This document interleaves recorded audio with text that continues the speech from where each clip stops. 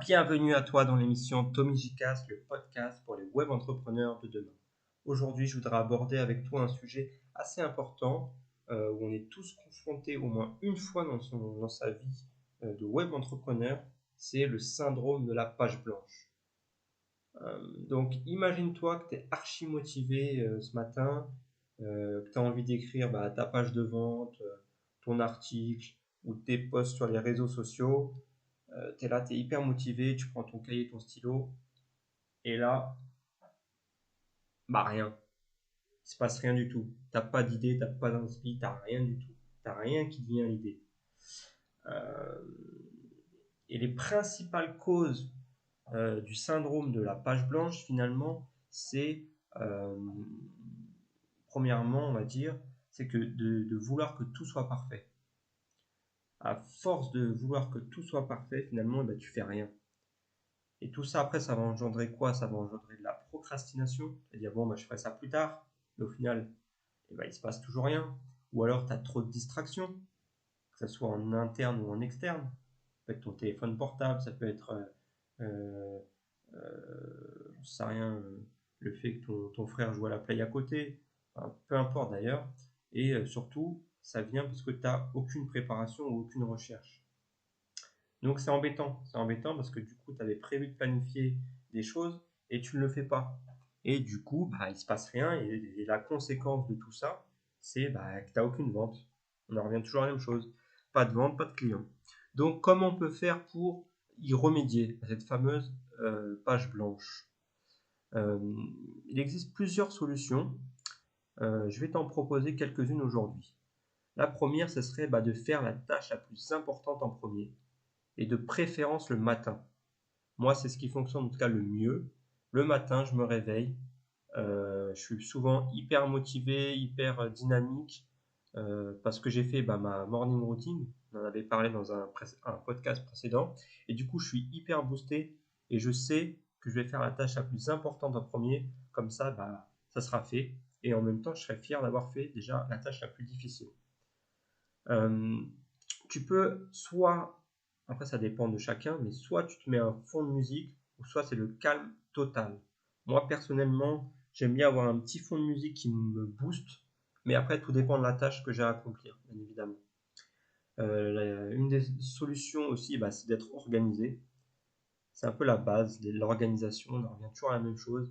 C'est-à-dire qu'il faut que tu saches ce que tu as à faire concrètement, combien de temps tu as devant toi. Je te conseille de te mettre en off, c'est-à-dire de te mettre en mode hors ligne ou de bloquer tes applications pour éviter de te faire distraire. Parce que dès que tu reçois un message, dès que tu reçois une alerte, tu as vite fait de regarder ton téléphone et du coup, t'es plus focus quoi. Donc c'est la merde.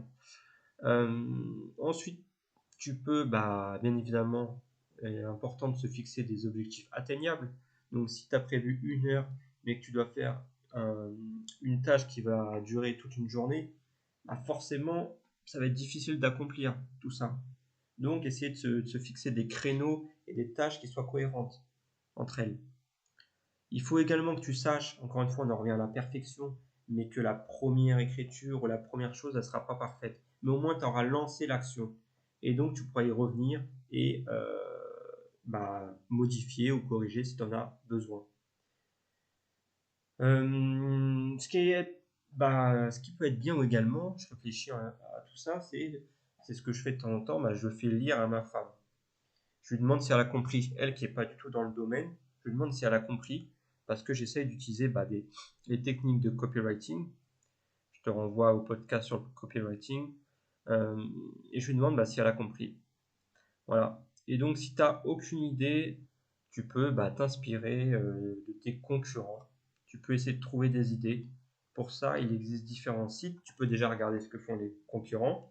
Mais si tu n'as vraiment aucune idée, il existe différents sites pour justement avoir des idées. Euh, donc je t'encourage, alors les sites qu'il faut que je me rappelle, c'est Trends Google, tu as ça, tu as Uber Suggest, pardon, et tu as le troisième, je crois que c'est Answers du public de tête, où en fait tu vas marquer des mots-clés et ça va te donner pas mal de contenu, pas mal de choses là-dessus. Et avec ça, tu pourras bien évidemment créer tes propres contenus. Sache, il faut que tu aies en tête aussi une chose, c'est que tu fais ces contenus pas pour toi, mais pour ton client, pour ton prospect, pour ton avatar. C'est-à-dire qu'il faut que tu parles, je sais pas, soit de son principal problème, ou soit que tu parles de la solution à son problème. Il faut que tu joues bien évidemment sur les émotions, c'est super important. Je le répète, je crois, dans chaque podcast, l'émotion est au cœur de tout ça. Voilà. Donc, quelques idées là pour éviter le syndrome de la page blanche. Tu as peut-être d'autres idées, tu as peut-être d'autres méthodes. Et je t'encourage à me les donner en commentaire. Ça pourra moi-même me perfectionner et encourager également les autres à éviter ce syndrome qui peut faire des ravages au final sur le long terme. Voilà, écoute, je te remercie de m'avoir écouté. Toujours pareil, si tu veux plus de contenu gratuit, tu as Facebook et Instagram sur Tomigital et tu peux également accéder à ma newsletter Tomigi News. Allez, je te dis à bientôt, ciao!